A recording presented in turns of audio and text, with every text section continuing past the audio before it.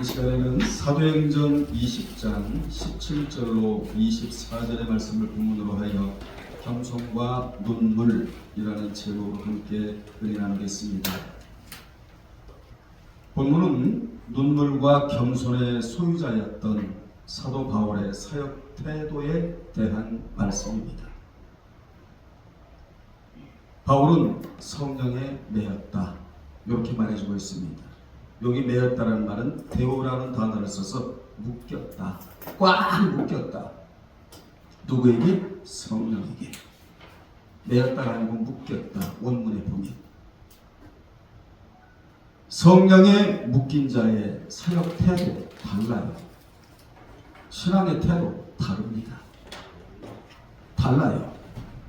바울은 에베소 교회 장로들에게 내가 3년 동안 겸손과 눈물로 밤낮 쉬지 않고 가르친 것을 기억하라고 31절에서 말해주고 있습니다. 그는 가르친 말씀을 기억하면 교회에 일가 일어나도 사탄이죠? 그 교회를 지킬 수가 있다고 30절에서. 그는 설교할 때 성경의 내용을 변질시키지 않고 그대로 전해주는 참으로 교인들에게 소중한 존재였다는 것입니다. 바울은 생명수 샘물을 주께 받아서 그대로 나눠주는 자였다. 그래서 교인들에게 있어서 가장 소중한 목사는 어떤 목사냐? 주께로부터 받은 생명수 샘물을 그대로 나눠주는 자. 이 자가 가장 소중한 목사라는 것을 우리로 하여금 알게 합니다. 예하에서 뽑아서 설교하는 게 아니고 큰일이에요. 큰일이에요. 예하에서 성경을 예하이가 다 좌지우지하는 시대가 되어버렸다. 디지털화가 되어버렸어요. 지금 교회가. 이같이 그는 3년 동안 에베소 교회를 목회하다가 이제 또 다른 사명이 있어 예루살렘을 거쳐 로마로 가는 그런 운명에 처해 있는 거예요. 지금요. 우리에게도 마찬가지입니다. 오늘의 사명을 감당했다. 끝난 거 아니에요. 내일의 사명이 또 기다리고 있다는 사실을 여러분 기억하시기를 바랍니다. 그래서 우리는 사명이라는 전선에 이상이 없어야 돼요. 기도라는 전선에도 이상이 없어야 된다. 바울은 에베소 교회를 마감하는 자리에서 그곳 장로들을 초청하여 고별 설교를 하였는데 그 내용을 우리가 먼저 이걸 살펴볼 줄 알아야 돼. 그는 32절에서 내가 여러분을 주와 및 은혜의 말씀에 부탁한다. 굉장히 중요한 말하고 있는 거예요. 지금요. 성령에 묶이니까 당연히 이런 말이 나올 수밖에 없잖아요. 그는 예루살렘으로 떠나는 자리에서 에베소 장로들과 교인들을 주님께 부탁하고 말씀에 부탁하였다. 이것이 최고의 부탁이다. 주님과 말씀에 부탁해 놓으면 프로텍터 보호가 돼요. 이게 여러분을 보호해준단 말이에요. 여러분의 가정을 이게 보호해준단 말이죠. 여러분의 자녀, 사업장 이게 보호해준다는 거예요. 우리도 주님께 부탁하고 또 뭐에 부탁해야 된다? 말씀에 부탁해야 된다. 이게 하루의 영적인 일과야. 주님도 누가복음 23장 46절에서 아버지여 내 영혼을 아버지 손에 부탁하나이다 라고 말씀을 하신 후에 운명하셨다는 사실입니다. 우리도 주여 제가 주님의 뜻대로 살겠사오니 저의 일생을 부탁하나이다. 당당하게 아버지 하나님 주의 뜻대로 살게요. 제가 삶이 어렵고 힘들고 때로는 눈물도 있고 괴롭고 그렇지만 주의 뜻대로 살게요. 저의 일생을 주께 부탁하나이다. 이 얼마나 좋은 신앙의 고백입니까? 바울은 디모데에게 내가 들은 복음을 충성된 사람들에게 부탁하라고 권면해 주었는데 그래서 복음의 4세대가 사도 바울 당시에 이루어져 갔다고. 바울이 1세대예요. 디모데가 2세대이고 충성된 사람이 3세대이고 또 다른 사람이 4세대로 오늘까지 이어지고 있는 거예요. 우리는 누구냐? 주께로부터 복음을 부탁받은 자들이다. 아멘. 주께로부터 말씀을 신탁받은 자들이다. 이거를 운반해야 된다. 성언을 운반하는 운반책이 내가 돼야 된다. 먼저 진리를 나에게부터 운반을 해야 된다 이 말이에요. 아멘. 그래야 내가 새 사람이 되는 거예요. 옛사람으로 살지 아니하고 새 사람으로 살 수 있는 것이지요. 이 복음 즉 말씀이 여러분에게 이어져야 한다는 것입니다. 우리에게는 부탁할 대상인 주님과 말씀이 있다. 참 귀한 말씀 아니에요? 만약 여러분이 마태복음 5장 1절에 심령이 가난한 자는 천국이 그들의 것이요 라는 말씀을 알고 그 말씀께 여러분의 일생을 부탁한다면 심령에다가 천국을 담고 사는 자가 된다는 거예요. 이 마태 5장 1절은 무슨 말씀이냐? 심령에 천국을 담아야 그곳에 갈 수 있다는 말씀을 지금 하고 있는 거예요.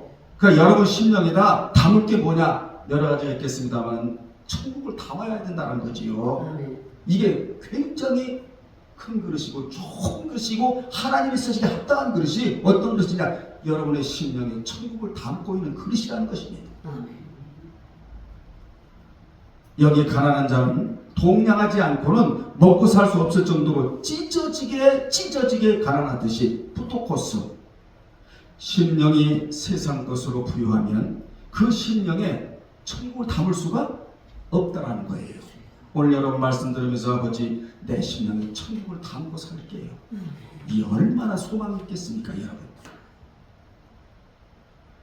이러한 태도가 되어야 쭉 나오잖아요. 마태복음 1절 이하에 온유하고 의에 줄이고 긍휼히 여기고 마음이 청결하고 화평하고 의를 위하여 핍박을 받는다 할지라도 절대로 신앙이 흔들리지 않게 된다.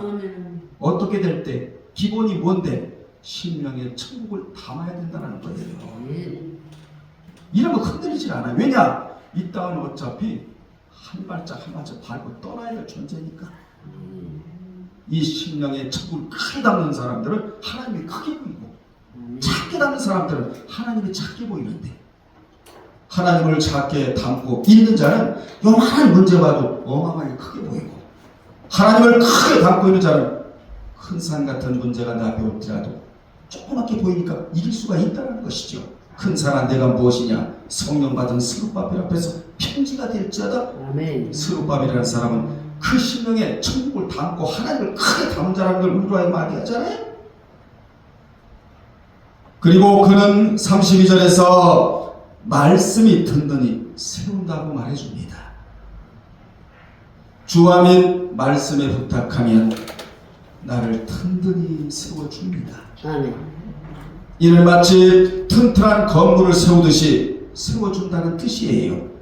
주와 및 말씀에 부탁이 없는 자는 건물을 세우는데 부실공사와 같아요. 무너져요. 여러분들이요 신앙이 부실공사가 되지 않으려면 주님이 닦아놓으신 반석이지요. 그 터위에 금이나 은이나 보석으로 하라. 어디에?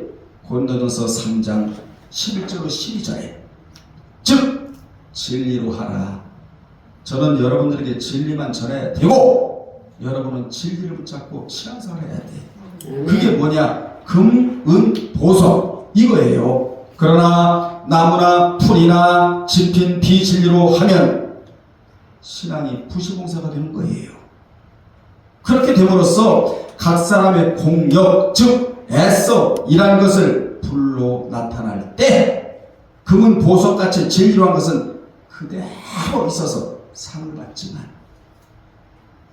나무나 풀이나 집힌 비진리로 한 것은 불타버리기 때문에 불 가운데서 구원을 얻는 것과 같다고 13절로 15절에 이어서 나오는 말씀 아닙니까? 여러분 천국에 들어갈 때도 우리는 넉넉하게 들어가야 돼요. 겨우 들어가면 안 되거든요. 불 가운데서 구원을 얻으니 얼마나 불안하겠어요. 그러니까 진리로 신앙생활을 하라. 비진리로 하지 말아라. 이렇게 이제 강력하게 사도 바울이 고린도 교회에 권면한 내용이에요. 또 그런 말씀에 부탁해 놓으면 기업을 받을 수가 있다고 32절에서 말씀해주고 있죠. 이같이 말씀에 부탁하고 사는 자, 즉 그 말씀에 붙잡혀 사는 자는 그 말씀이 견고히 세워주고 기업, 유업, 상속, 재산이 있게 해준다고. 아멘. 그리고 금생과 내세 기업이 있게 만들어준다고. 이 기가 막힌 설교. 그러므로 주와 그 말씀에 붙잡힌 성도가 복받을 자이고 아멘. 주와 그 말씀에 인도를 받는 교회가 참된 교회이며 아멘. 이러한 교회는 음부의 세력이 흔들지 못한다고 되어 있다. 우리 교회는 음부의 세력이 흔들지 못하잖아요. 왜요? 말씀이 움직이고 역동적으로 살아서 여러분 심령과 이 공간에 말씀이 운행하기 때문에 음부의 세력이 흔들지를 못해요. 우리는 이게 참 교회라는 것이죠. 참 성도고요. 여러분은 세상이 흔들어댄다고 여러분 흔들리겠습니까? 그러면 안 돼요. 이같이 사도 바울은 에베소 장로들 앞에서도 나는 하나님 앞에서 이렇게 했다. 아주 솔직하고 진실하게. 또한 교회 공동체 앞에서도 나는 하나님 앞에서 이렇게 했다. 여러분 성경 보세요. 그리고 나 자신을 위해서도 나는 하나님 앞에서 이렇게 했다고 지금 설교하고 있는 거예요. 그는 한시도 하나님 뒤에서 살지 않고 하나님 앞에서 산 진정한 코람데오의 사람이었다. 눈물과 겸손의 소유자였으며 한시도 하나님 뒤에서 살지 아니하고 하나님 앞에서 살고자 몸부림을 쳤던 코람데오의 사람이었다. 기도거리가 얼마나 많아요, 여러분. 아버지, 오늘 이 시간 이후부터 주와 및 말씀에 부탁하나이다. 여러분의 인생은 하나님 뒤에서 살지 아니하고 하나님 앞에서 살기를 원하나이다. 코람데오의 사람이 되기를 원하나. 이 얼마나 좋은 기도 제목입니까? 그러면 그가 하나님 앞에서 행했던 사역의 태도가 무엇이냐? 첫째, 19절에 또 19절로 가야 되거든요. 나는 하나님 앞에서 뭐 했다? 겸손하였다. 얼마나 자신있게 여러분 이 말을 합니까? 그가 먼저 겸손의 문제를 언급한 이유가 있어요. 여러가지 할 말이 많았겠습니다만 먼저 겸손의 문제를 언급한 이유는 저와 여러분이 일생 동안 잊지 말아야 할 단어이기 때문에 먼저 언급을 하고 있는 거예요. 여러분 사람이 왜 무너지는 줄 아세요? 교만 때문에 무너져요. 목회자도 마찬가지예요. 초년교 때는 타락하지 않아요. 잘 나갈 때 타락한다는 사실이에요. 뭐 때문에? 교만 때문에. 교만이란 자기 자리를 지키지 않는 것이다. 유다서 1장 6절에 그리고 배 밑창에 들어가 자기만 본다는 뜻이에요. 배 밑창에 들어가면 누가 안 보여요. 자기만 보이는 거거든요. 그게 교만이야. 나만 잘 갖고 나만 지식이 있고 나만 능력이 있고 이게 배 밑창에 들어가 있는 상태거든요. 남을 봐야 나 자신을 발견할 수 있는 거 아니겠어요? 그러나 겸손은 하나님을 대하는 태도이고 여러분 하나님을 대할 때 겸손하게 대하세요. 주의 일꾼이 갖춰야 할 필수적인 덕목이 뭐냐? 겸손이다.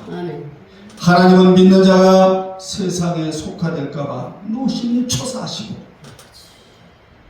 물질 때문에 하나님을 모른다고 할까봐 노심초사하시며 그리고 여러분이 교만할까봐 하나님이 노심초사하신다는 것이지요. 그래서 엄청난 능력과 지식을 가졌던 바울에게 교만의 방지책으로 사단의 가시를 주셨는데 고린도후서 12장 7절에 이는 자만하지 않게 하려고 주셨다고. 그런 그 가시 때문에 괴로움도 많았지만 그 가시가 그를 성공의 자리로 이끌었다 그 말입니다. 그는 그 가시 때문에 본문과 같은 선교를 할 수가 있었다는 것이지요. 그러면 우리에게는 가시가 없느냐? 유형만 다를 뿐이지 얼마든지 있다예요.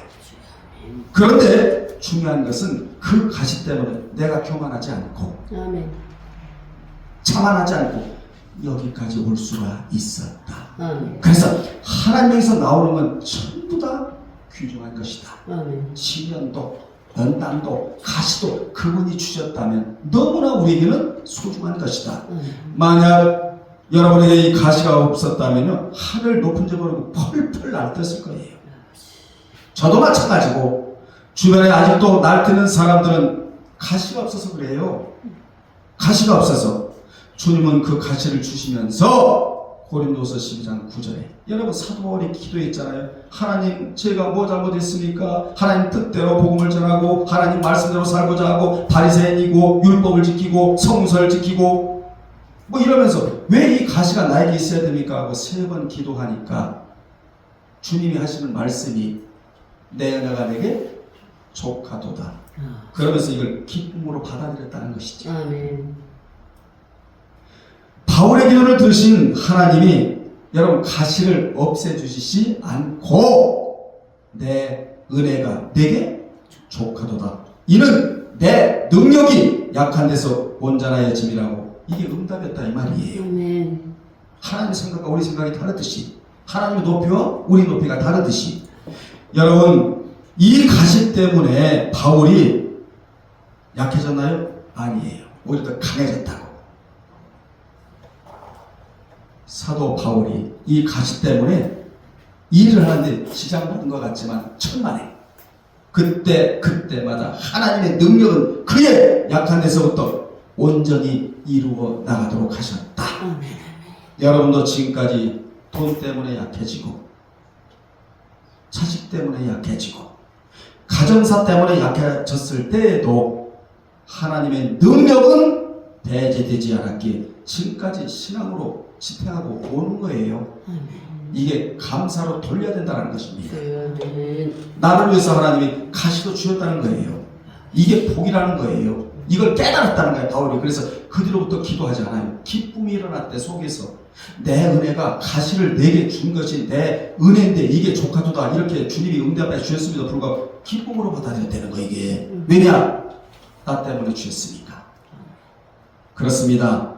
여러분이 약할 때 겸손해지고 나의 육체의 소욕이 살면 성령을 거스르게 되고 육체의 소욕을 죽이면 성령 안에서 거하게 된다고 갈라디아서장 17절에서 말씀해주고 있지 않습니까? 그러므로 바울은 내 능력이 약한 데서 온전하여짐이라는 주님의 말씀을 듣고 기뻐서 이제 자기의 약한 것들을 21가지나 잘할 마음이 생겼다고 고린도후서 12장 23절 28절에 여러분 이 약한 것이 21가지였다는 거예요. 이걸 내놓으라는 거예요. 고린도 교인들에게. 나는 이게 있다라는 거지. 묵묵부답이야. 잘할 게 없었다는 거예요. 여러분 잘할 게 얼마나 많아요? 옆에 가시가 있다 할지라도 그것을 이기고 신앙으로 나가고 있는 이 모든 과정 이게 자랑거리거든요. 이같이 하나님이 우리에게 가시를 주시는 것은 우리를 낮추시고 아멘. 아멘. 하나님만 의뢰하게 하여 그의 능력이 우리에게 그대로 머물게 하려는 데 있다. 아멘. 그러므로 바울이 이것을 깨닫고 하나님께서 자기에게 가시를 준 것을 감사하며 기뻐하고 자신의 약한 것을 자랑했다는 것이지요. 바울은 결국 하나님과 하나님의 능력을 자랑한 거예요. 잘 들으세요. 내가 교만한데 나에게 가시가 없으면 사생자와 같아요. 여러분 사생자는 뭐죠? 혼인 관계가 아닌 남녀 사이에서 출생한 아이를 사생자라고 그러죠? 그러므로 미움의 가시가 아닌 이게 사랑의 가시라는 사실입니다. 이런 말씀을 받아들일 수 있다. 그런 신앙이다. 그럼 굉장히 성숙된 신앙이에요. 하나님은 한나를 사랑하셔서 분인나를 가시로 찌르도록 하셨고 아멘. 한나는 신념인이 아니에요. 신앙인이야. 신념인은 기도하지 않고도 살 수가 있어. 신앙인은 한시도 기도하지 않고는 살 수가 없는 자가 신앙인이야. 신앙인이 기도하지 않으니까 하나님 분인날을 시켜서 찌르도록 하셨다 이 말이에요. 사랑해서 미워서. 사랑. 여러분 가시 있죠? 하나님 미워서 주셨어? 사랑해서 주셨어? 이것을 그대로 받아들일 수 있는 신앙이라면 성숙된 신앙이다 그 말입니다. 왜냐? 이때부터 감사가 터져나오거든요. 기쁨이 일어나거든요. 그러니까 기쁨이 일어나니까 마음이 평안하고 감사가 입에서 나오니까 축복을 불러오게 되고 이 단계가 있단 말이죠. 이렇게 신앙에도 단계가. 하나님은 다윗을 사랑하셔서 나단이라는 선지자로 하여금 찌르도록 하셨고 다윗을 회개하라고. 바세바가 취한 사건에 대해서 감추고 있을 때 하나님은 사울에게 만회할 수 있는 기회를 주시려고 사무엘이라는 가시로 찌르도록 하셨지만 그는 가시의 개념을 전혀 몰랐어요. 누가? 사울. 그래서 망해버린 거예요. 오늘 여러분 이 가시의 개념을 여러분 정확하게 알아야 돼. 한마디로 나를 교만하지 않게 하기 위해서 하나님이 가시를 옆에 두셨고 또 기도 촉발형이고 나를 사랑해서 나에게 가시를 주셨다. 이게 상급으로 연결되는 부분이라는 사실을 여러분이 아셔야 돼요. 아멘. 가시에서 이기고 인내하고 나아가는 것이 그게 다 상급거리라고. 이게 없으면 어디서 상급을 받을 거예요. 교만하면 안 되는 가장 큰 이유가 뭔지 아십니까? 사역이 중단되기 때문이에요. 분별력을 상실하기 때문이고 권면의 말을 외면하기 때문이에요. 바울은 그 가시 때문에 괴로움도 컸지만 그것 때문에 하나님의 자리를 탐하지 않고 루시퍼 마냥 겸손히 사명을 수행하면서 이 같은 위대한 설교를 지금 할 수가 있었다. 교만은 자신도 모르는 사이에 하나님의 자리를 꿰차게 되거든요. 바울은 내가 하나님을 모든 겸손으로 대하면서 남의 것을 가로채거나 차지하거나 착복하지 않았다고. 이 위대한 설교를 지금 하고 있는 거예요. 아멘. 그런 주님이 자신을 이 자리까지 있게 하시고 여러분에게 해당되는 말씀 아니에요? 아멘. 위대한 사역자로 쓰시면서 엄청난 역사를 일으켜 주신 것도 나의 겸손 때문이라고. 나는 겸손을 주께 지불하고 주님은 나에게 능력을 제공해 주시고. 이야 얼마나 멋진 드라마입니까 여러분? 이러므로 겸손은 하나님의 기적의 손을 잡게 한다. 아멘. 잊지 마세요. 이것이 성도나 목회자의 첫 번째 태도이자 원칙이다. 그래서 뭐부터 꺼낸다? 지금 겸손의 문제를 왜 먼저 꺼내는가를 여러분이 오늘 깨달았다 이 말이에요. 두 번째, 나는 하나님 앞에서 많은 눈물을 흘렸다고 말해요. 우리 성경에는 번역되지 않았지만 원문에는 많은이라는 단어가 나옵니다. 많은 눈물, 폴리스라는 단어가 있어서 눈물도 조금 흘린 게 아니고 많은 눈물을 흘렸대요. 많은 눈물. 여러분들이요, 하나님이 감동받으시는 품목이 뭐냐? 겸손과 눈물이에요. 아멘. 그래서 이 말을 좀 쓰고 있는 거야. 하나님이 감동하시면 엄청난 역사가 일어나요. 기적이 일어나요. 이런 신약에 주님의 신성을 움직이면 엄청난 기적이 일어나듯이 하나님이 하늘에서 감동하시면 이 땅에서는 기적이에요. 아멘. 여러분 우리 하나님을 감동시켜 줍시다. 어떻게? 겸손과 눈물로. 내가 이 땅에서 흘리는 눈물은 문제의 근원을 해결케 해요. 아멘. 시편 56편 8절에 보면 나의 눈물을 주의 눈물병에 담으소서라고 다윗이 기도한 이 기도의 이 내용을 여러분이 깨달으셔야 돼요. 오늘 아멘. 다윗은 눈물로 기도한 자고 눈물로 찬양한 자 아니에요? 이스라엘 백성들은 눈물은 진실하다고 믿어요. 그들은 하나님 앞에서 눈물을 흘리면 진실이 통한다고 생각을 한다. 아까 김 목사님 그러시잖아요. 눈물이 많았다.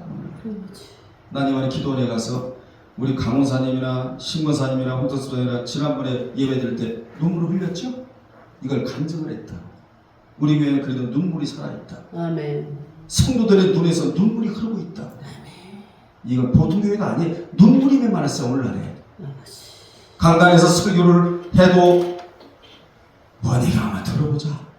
은혜를 받으려고 하지 않아. 은혜를 받아야, 은혜가 스며들어가야 이 마음이 움직여서 성령이 역사하셔서 눈에서 눈물을 뺄 거 아니겠습니까? 회개의 눈물, 응답의 눈물, 문제 해결의 눈물, 축복의 눈물, 여러 가지 눈물. 이게 메말랐다고 눈물샘이 완전히 메말라버렸어요. 어느 시대든 간에 눈물이 많은 시대는 하나님의 감동이 없었어요. 여러분 이거 아셔야 돼요. 그들은 조그마한 눈물병을 허리춤에 차고 다니다가 눈물 흘릴 경우가 발생하면 얼른 뚜껑을 열고 눈물을 받아요. 그리고 그 병을 하나님의 제단에 갖다 놓고 하나님 제 눈물을 보세요. 누가 기도했어요? 히스기야.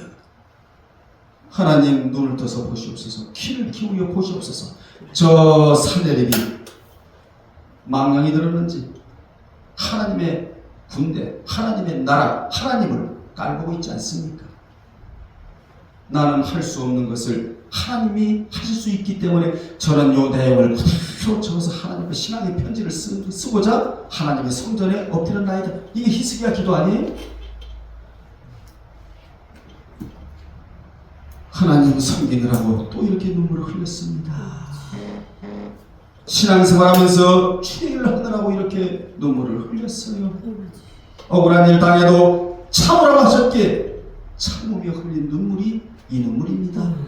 억울한 일이 얼마나 많아요 여러분. 근데 하나님은 참으라. 억울한 일을 당했어 내가. 하나님은 참으라. 이게 쉬운가요? 그러니까 눈물이 날 수밖에.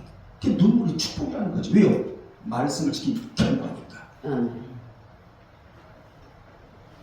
이렇게 또 기도한답니다.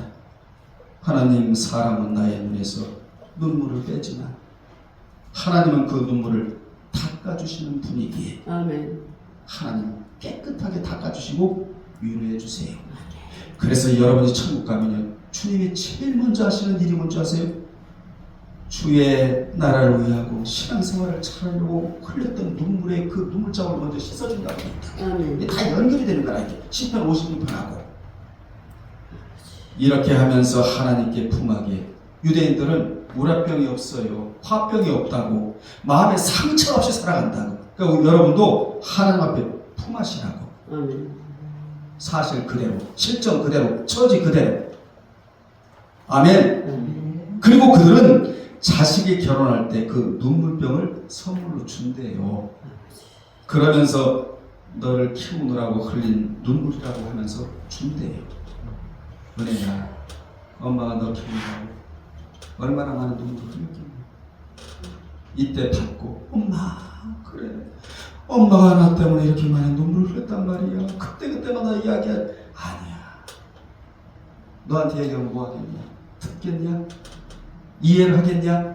나는 그때마다 하나님 앞에 눈물을 흘리면서 품했단다. 그게 이 눈물의 양이. 그럼 그때 처리된다. 다시 엄마 속 안에 쓰일게. 이래서 위대한 민족이 되는 거예요, 여러분. 그러므로 우리는 하나님이 안 계시면 하소연할 것도 없고 하소연을 들어줄 자도 없고 가시 문제를 해결해 줄 분도 없다. 그런데 다행히도 이분이 곁에 계신다. 얼마나 든든해요, 여러분? 아멘. 든든하지 않습니까? 그분이 나의 신앙을 든든히 세워준다는데 이 수줍어진 장사 아니에요? 하나님의 하늘문을 쉽게 여실 때는 이 땅에서 주님과 관련되어 눈물을 흘릴 때 있고, 공의로운 것을 놓고 부르짖을 때, 부르짖는다는 말은 신을 간혹히 찾는다는 말이거든요. 여러분들이요, 역사를 바꾼 인물들은 한결같이 하나님 앞에서 눈물을 쏟은 자예요. 다른 교인들은 눈물을 안 흘린다 할지라도 우리 교회 교인들만큼은 여러분 은혜가 되면 눈물로 표현하세요. 하나님 앞에. 아멘. 갈고리를 들먹이면 여러분의 몸이 갈고리 십자가에 올라가 있어야 되는 거 아니에요? 왜 눈물이 안 납니까? 그래서 신앙생활의 결과는 어찌 보면 눈물의 양으로 나타난다.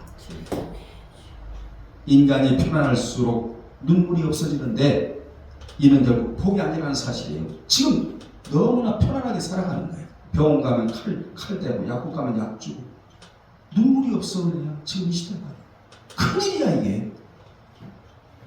여러분 예레미야가 눈물의 선지자죠? 하나님의 눈물을 대신 흘린 거야. 남유다 백성들 보니까 눈물을 흘리지 않고는 도저히 견딜 수가 없는 거야.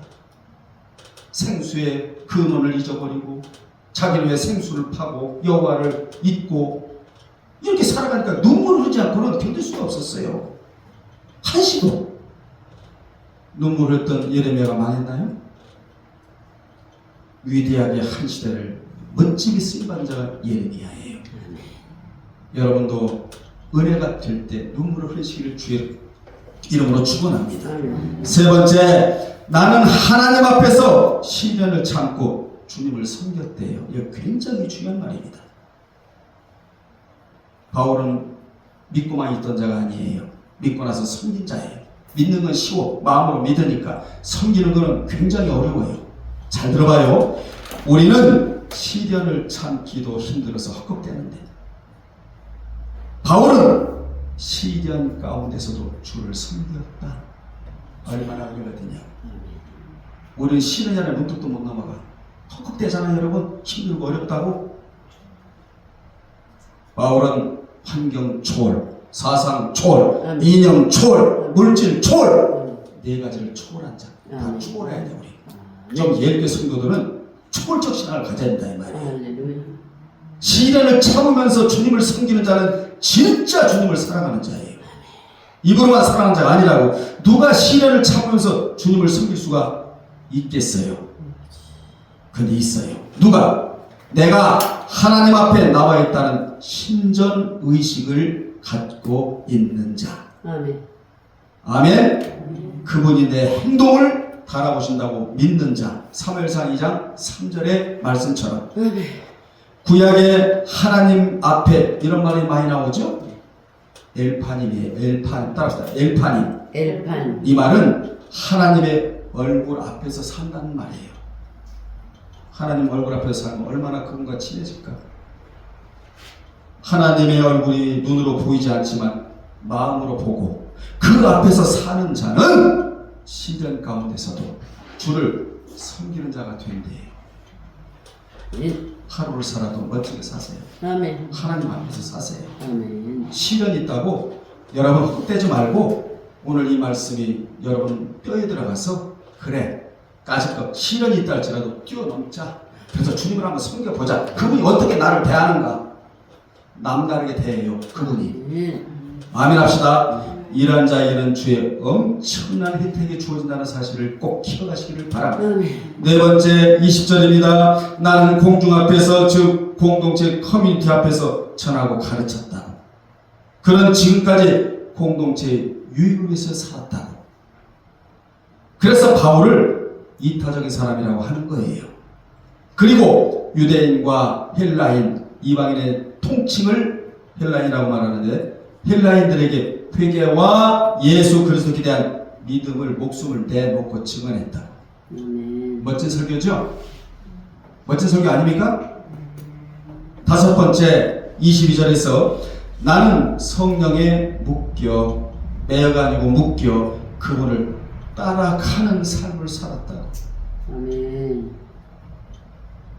당시 바울이 예루살렘으로 가는데 만나지 않았어요. 두로 있는 제자들이 들어가지 말라고 만류했다고 21장 4절에 보면 가면 죽는다고. 예루살렘 올라가면 유대인들에게 잡혀서 죽는다고 가지 말라고 만류했다고 21장 4절에. 들어가면 죽는다 이거죠. 왜 아깝게 생명을 버리려고 그러느냐 그렇게 만류했어요. 그런데 여러분 성경 보세요. 거기 세상에 자신들도 성령의 감동을 입었다고 하면서 들어가지 말라고 만류해. 여기서 중요한 사실은 바울은 성령의 감동을 이성에 받았고 제자들은 어디 받았다? 감정에 받았다. 감정신앙은 순간에 뜨거워요. 이성의 신앙을 가져야 돼. 이성이 감정을 다스리는 신앙을 가져야 여러분 이 감정을 분별력으로 다스릴 수 있는 실력자가 되는 거예요. 아멘. 이성에 받으면 분별력과 판단력이 정확하지만 감성에 받으면 이성에 받은 것보다는 정확성이 떨어지는 거예요. 그래서 우리가 성경을 배워야 되는 거예요. 아멘. 제자들이 만류한 것은 바울의 마음을 약하게 만들려고, 낙심하게 만들기 위함이었다고. 그러나 바울은 성령의 감동을 강하게 받았어요. 아멘. 그러니까 묶이지요. 강하게 받았으므로 나의 길이 죽는 길일지라도 나는 얼마나 이 말씀을 여러분 묵상하고 준비하면서 속으로 오는지 몰라요. 나는 반도 못 쫓아, 반이 뭐야? 10분의 1도 못 쫓아가겠더라. 나의 길이 죽는 길일지라도 이 길이 죽게 받은 사명의 길이고. 우리 홍 집사님이 저렇게 야채를 나누는 것도 죽게 받은 사명이야.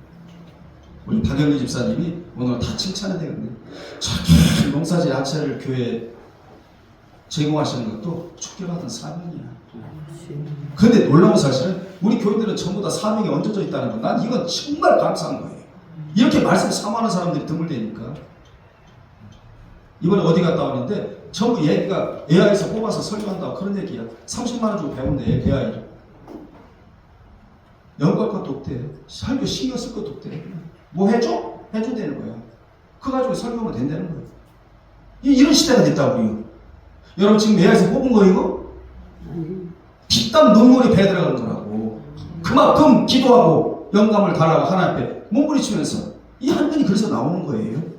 아멘. 나도 은혜가 되는데 아멘. 저라는 내가 AI에서 뽑아보세요. 무슨 은혜가 돼? 읽기에 그냥 급급한 거지. 생명의 길이래. 아멘. 이야, 좁은 길이래. 아멘. 진리의 길이라서 나는 간다야. 아멘. 나는 간다. 말하지 말아라. 뿌리쳐요. 그러나 또 이번에는 아가보라 하는 선지자가 바울의 띠를 가져다가 수족을 잡아내고 말하기를 성령이 말씀하시기를. 먼저는 두로의 제자는 성령의 영감을 감동을 받았다고 하더니만 여기는 성령이 말씀하시기를 예루살렘에 올라가면 유대인들이 이 띠 임자를 결박하여 이방인의 손에 넘겨준다고 시청과 교육을 하면서 절대로 가지 말라고 21장 9절로 12절에 만류해요. 우리 같으면 여러분 가겠어요? 이 길을 주는 길인데 이게 사명의 길이라는 거야. 죽게 받은 사명의 길. 가라면 가는 거야. 죽음이 기다리고 있다 할지라도 주께서 가는 거야. 우리는 아멘. 블랙두로 돌파하는 거예요. 아멘. 이때도 바울은 이야 21장 13절을 여러분 주목하세요.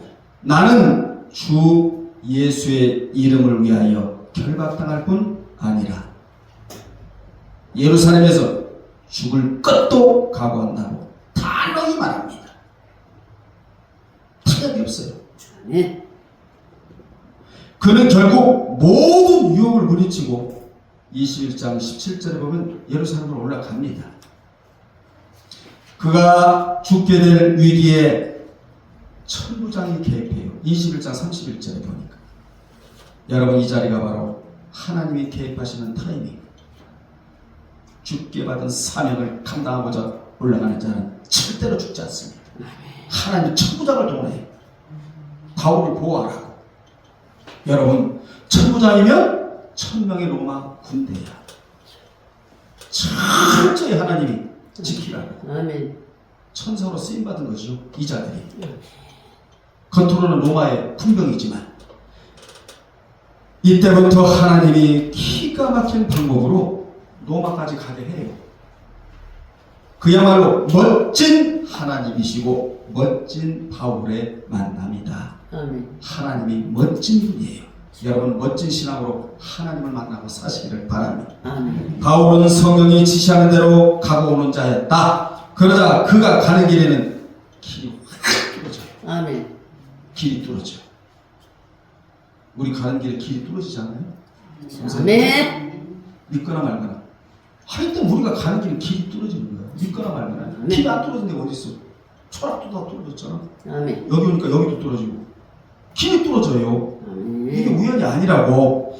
성령에 매역하면 길이 길이 뚫어진다. 아멘. 아멘. 따라합시다. 성령에 성령에 묶여가면 묶여가면 길이 뚫어진다. 길이 뚫어진다. 막힘이 없어요. 막혔다는 말은 장애물이 있다는 거거든. 하나님 이걸 치워주겠다는 거야. 확 시골의 대로처럼 그냥 확 뚫어지는 거예요. 길이. 부와 같이 가면 성령과 같이 그분에 묶여가면 아멘. 성령에 묶여가는 길을 신학에서는 성령 충만이라고 말해요. 아멘. 따라서 성령 충만이란 성령에 지배되어 끌려가는 것을 말합니다. 바울은 결박과 혼란이 와도 나는 성령에 묶여간다고. 혼자 가면 죽어. 묶여간대. 주여. 그러면서 에베소 장로들이 울면서 그 길을 가지 말라고 만류할지라도 내가 가야 하는 이유가 있다. 그것은 성령이 가라고 하셨기 때문이다. 아멘. 아멘. 인생은 돈과 명예가 기다리면 가기 쉽지만 결박과 환난이 기다리는데 여러분 거기 가기 좋아할 자가 누가 있겠는가?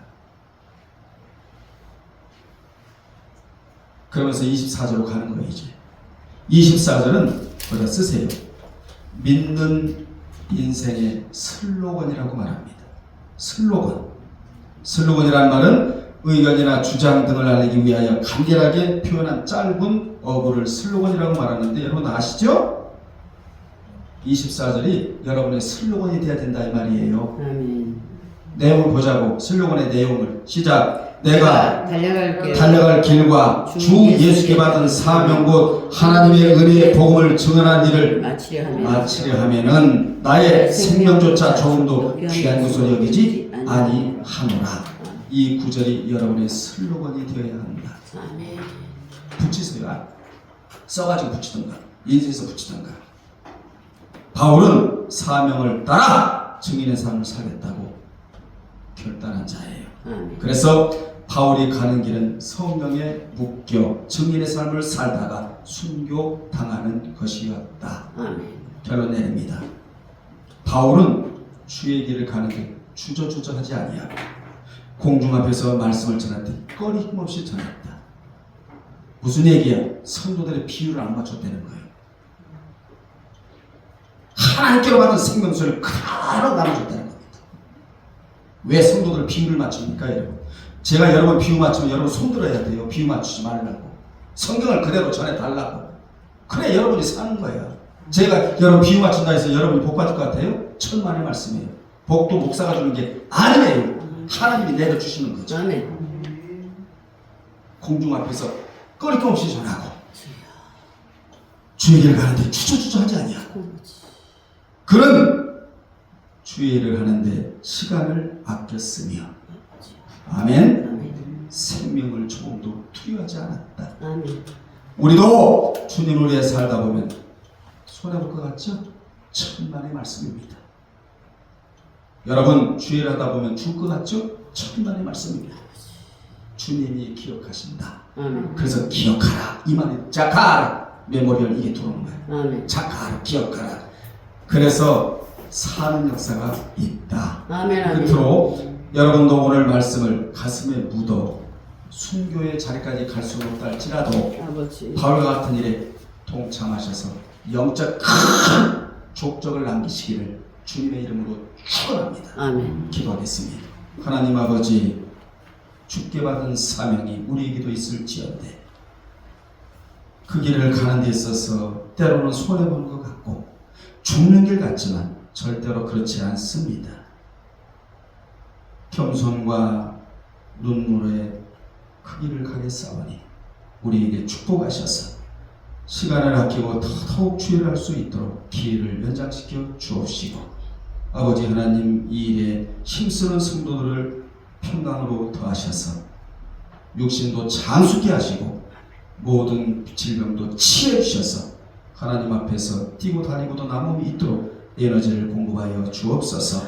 영상을 보는 모든 분들에게도 동일한 은혜가 있기를 간절히 소망하오며 예수님의 이름으로 기도드리옵나이다. 아멘.